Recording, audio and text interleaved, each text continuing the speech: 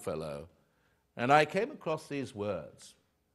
I heard a voice that cried, "Boulder the Beautiful is dead, dead."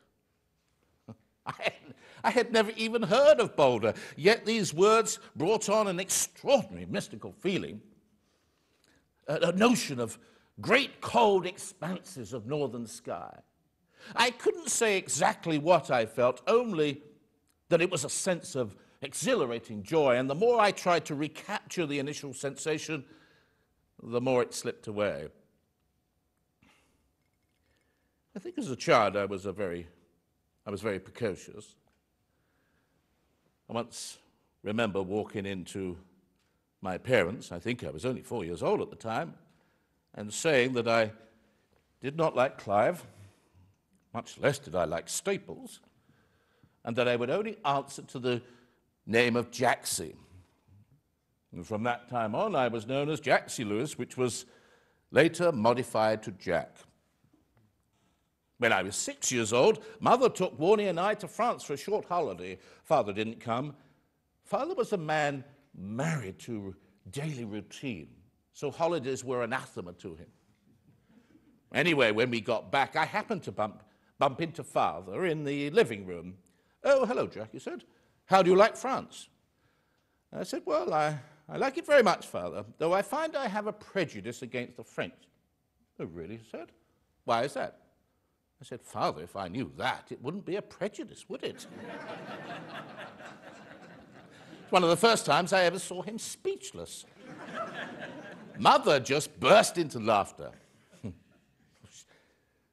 She had a laugh that could inspire 1,000 laughs. Mother was our rock, our fortress, almost the sole architect of our humdrum happiness. So when she died with cancer, it was the end of my world. The long corridors became long, empty corridors. The empty, sunlit rooms became rooms blackened by the heavy drapes that were drawn across the windows. The upstairs indoor silences gave way to the cheerless sounds of weeping and lifeless dialogue. And the attics to be explored in solitude became attics to cry in solitude. Our rock had sunk into the sea like Atlantis. Our fortress had crumbled. The laughter had been silenced. And I was 10 years old. Not long after Mother died, I was forced to leave my beloved house. Oh, not because Father was selling it, but because I was being sent to boarding school in England.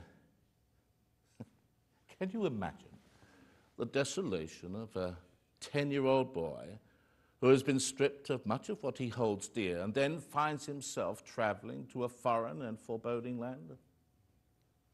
Fortunately, Warnie was with me. I remember that it was a very rough sea crossing. Warnie was seasick. Absurdly, I rather envied this achievement and spent the rest of the journey trying to replicate it myself. And when I did manage it, it was a very poor affair. Apparently, I'm a very good sailor. Our destination was a little town 20 miles north of London, of which the principal establishment was Wynnard Boarding School, the school to which we were being sent. Now, use your imaginations. It is September 1908, and there is a young boy standing at the classroom door. He is sweating and itching thanks to the thick, dark, woolly clothes he is wearing. He is being throttled by a highly starched white collar.